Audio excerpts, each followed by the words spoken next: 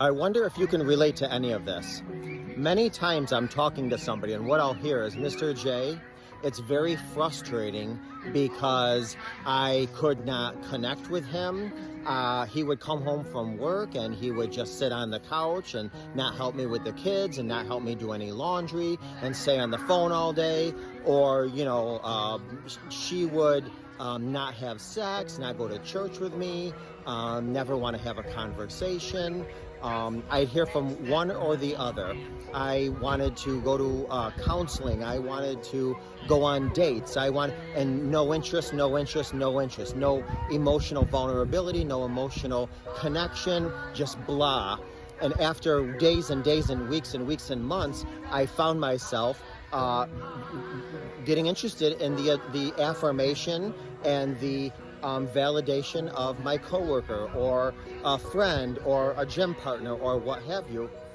And next thing you know, one thing led to another. And before I knew it, I found myself with feelings and it just became totally consuming.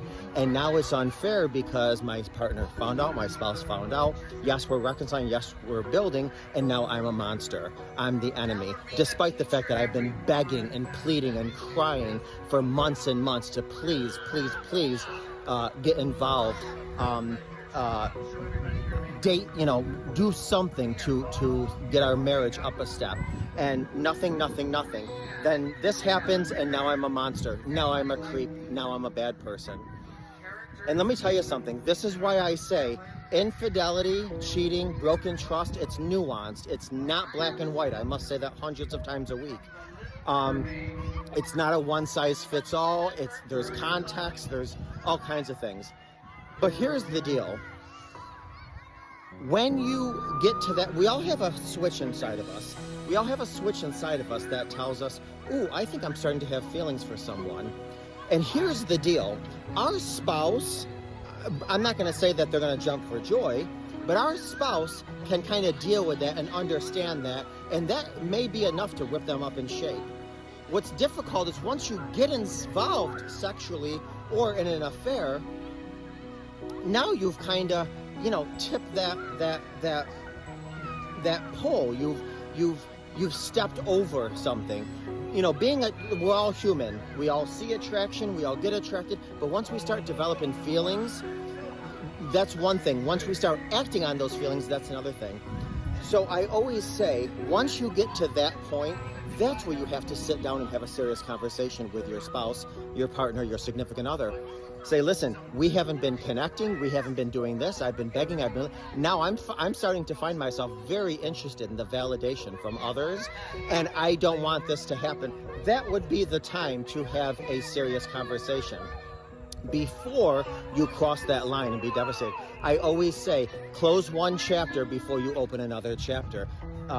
So I get it. It's infuriating that for days, weeks, and months you've been saying, I want to connect, I want to have more sex, I want to go on dates, I want to go to church, I want to work out together, I want you to help me with the kids, I want you to help me with chores around the house, I want you to be more involved in our marriage. And you've been met with nothing but blah. And now our natural tendency is to feel a connection with another human being, and you did, and now you're a monster because of it. I get that. However, you still made an extreme move. So my recommendation is that you need to deal with the third degree burn. You need to deal with what was completely correct. You might have been bent before, but your decisions broke the relationship. So my recommendation is you have to really prioritize and focus on your decisions because here's the deal.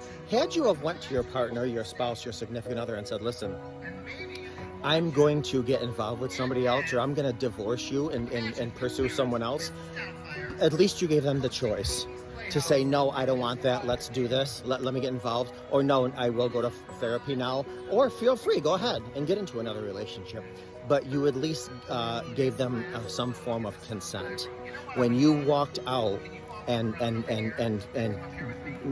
gave a part of yourself to someone else, whether it was an emotional, physical, whatever, you ripped them of consent.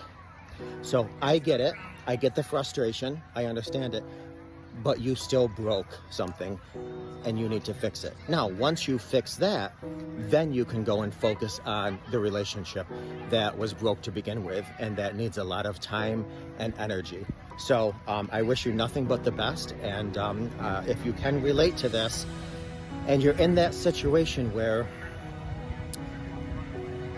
you do feel a void, you do feel a lack of an involvement, of a connection, this is the time to talk to your partner before you break that bond. And maybe you're saying, you know what, Mr. J, that bond has been broken a long time ago. Okay, well, don't murder it. Don't shatter it. Don't create an earthquake in your marriage that could be prevented.